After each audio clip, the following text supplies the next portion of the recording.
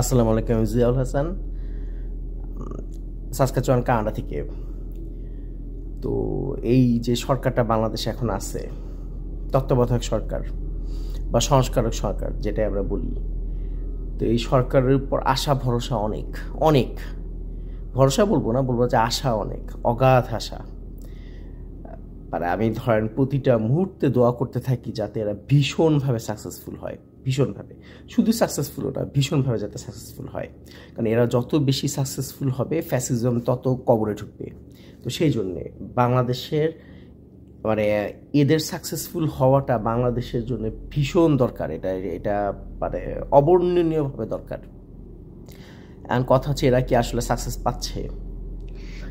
Success পাচ্ছে হয়তো কিছু কিছু ক্ষেত্রে হয়তো পাচ্ছে, কিছু কিছু ক্ষেত্রে পাচ্ছে না। এখন ব্যর্থতা থাকবে, সাকসেস থাকবে, সবই থাকবে। আর মানে বলা যায় যে এদের চ্যালেঞ্জ অনেক, বিশাল সব চ্যালেঞ্জ।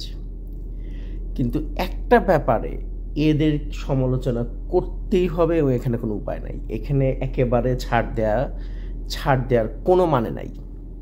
সেটা হইতেছে এই যে আন্দোলন হইল, আন্দোলনে আহত এবং নিহতদের পাশে এই সরকার দাঁড়াচ্ছে না, বা যতটুকু দাঁড়ানো দরকার ততটুকু দাঁড়াচ্ছে না। এই ব্যাপারে এদেরকে কোনো ধরনের কোনো ছাড় দেওয়ার কিছু নাই। আর দাঁড়াইতে পারতেছে না, দেশের রিজার্ভ সংকট, দেশে টাকা নাই, হাবিজাবি এগুলো বইলেও লাভ নাই। আসলে যেটা করতে হবে সেটা করতে হবে, এটা করতে হবে, সিম্পল হিসাব। কথা হচ্ছে এই যে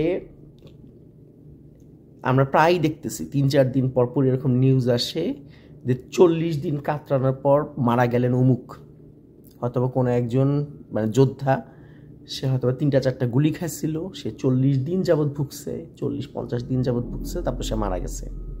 একে কেন মারা যাইতে হবে? এখন মানুষ মারা যাবেই, ঠিক আছে, মানুষ মারা যাবেই, আহত হয়েছে, ওরকম সিচুয়েশন না, মারা যাবেই, কিন্তু তাকে অ্যাটলিস্ট ওভাবে চিকিৎসা তো দিতে হবে।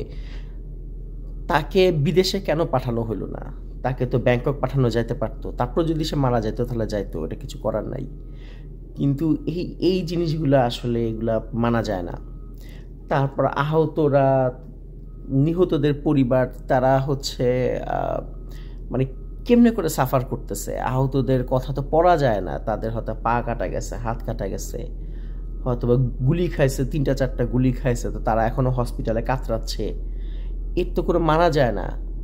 মাঝখানে 2টা নিউজ দেখলাম, একটা হচ্ছে যারা আহত হয়েছে, পঙ্গু হয়ে গেছে, স্পেশালি যারা অন্ধ হয়ে গেছে, তারা ডক্টর মোহাম্মদ ইউনূসের সাথে দেখা করার জন্য মিছিল করছে।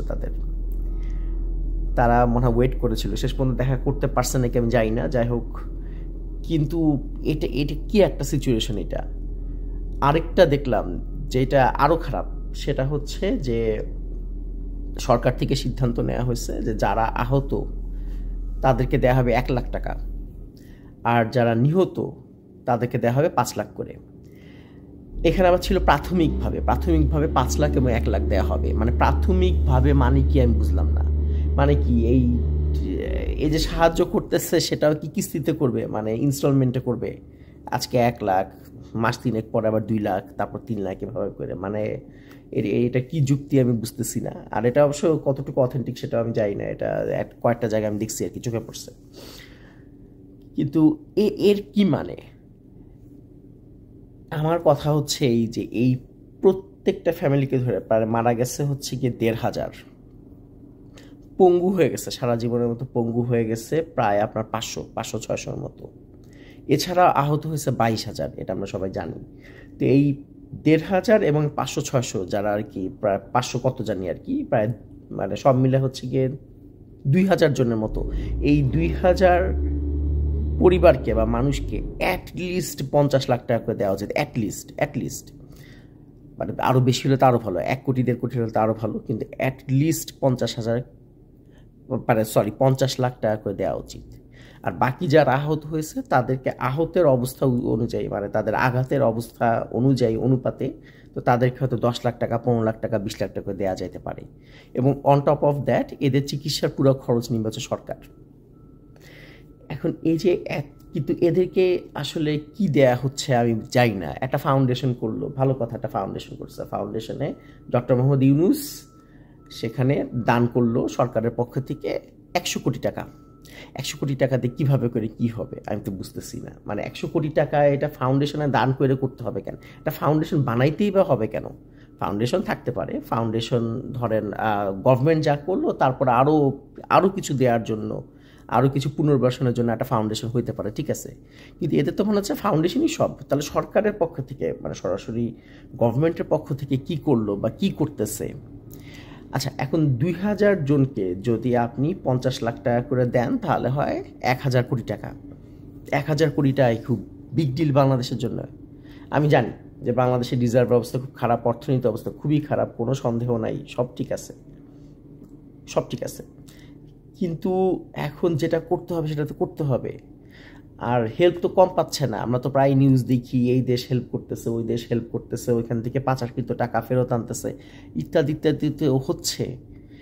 1000 কোটি টাকা তো বাংলাদেশের জন্য খুব বিগ ডিল না, এটা তো খুবই বিগ ডিল, এটা কিছু না, এটাই তো আমরা মনে করি। 1000 কোটি টাকা এই অবস্থাতে অ্যাফোর্ড করা সম্ভব আমাদের গভর্নমেন্টের পক্ষে? দরকার হলে বাদ দেখ, এই যে এই সালমান এফ রহমান, এই আনিস টানিস যাদেরকে ধরলো, বা যে ব্যবসায়ীদের সাথে মিটিং টিটিং করলো কিছুদিন আগে, যে দালাল ব্যবসায়ী, মানে যারা আগে শেখ হাসিনার দালালি করে বেড়াইছে এখনো করতেছে, এদেরকে ঝাড়া দিলে কি 1-1500 কোটি টাকা বার হয় না? আমি বুঝলাম না, মানে এটা কেন, এটা কেন?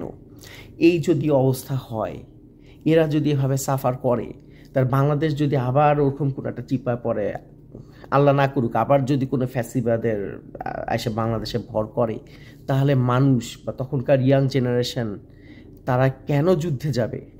তারা কেন স্বার্থপর হবে না? কেন দেশের কথা ভাববে? মানে তারা কেন করবে? আমি হলে তো করতাম না।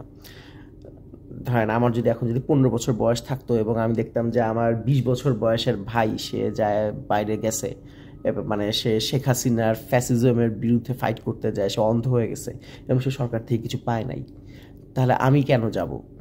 আবার যদি এরকম একটা সিচুয়েশন হয়, আমার যখন 30 বছর বয়স হয়তো আবার একটা কোনো ফ্যাসিজম আসছে দেশে, বা দেশের লাগবে এরকম কিছু একটার জন্য যে প্রয়োজন পড়ে আমার যাইতে, আমি কেন যাব? আমার ভাই তো কিছু পায় নাই, আমার ভাই তো সাফার করছে সারা জীবন। যারা যারা এখানে গুলি খাইছে, আহত হয়েছে, পঙ্গু হয়েছে, এরা সবাই একেবারে ইয়াং, একেবারে মানে বয়সে একেবারে তরুণ, 20 বছর, 21 বছর বয়স, 18 বছর, এরা তো সারা জীবন সামনে পড়ে আছে, এরা চলবে কীভাবে? অ্যাটলিস্ট 50 লাখ টাকা করে দেওয়া উচিত, যাতে এরা কোথাও সঞ্চয়পত্র করলেও মাসে 50-55 হাজার টাকা বা এরকম কোনো একটা অ্যামাউন্ট পায়, এটা দিয়ে যাতে চলতে পারে, কায়ে ক্লেশে চলতে পারে।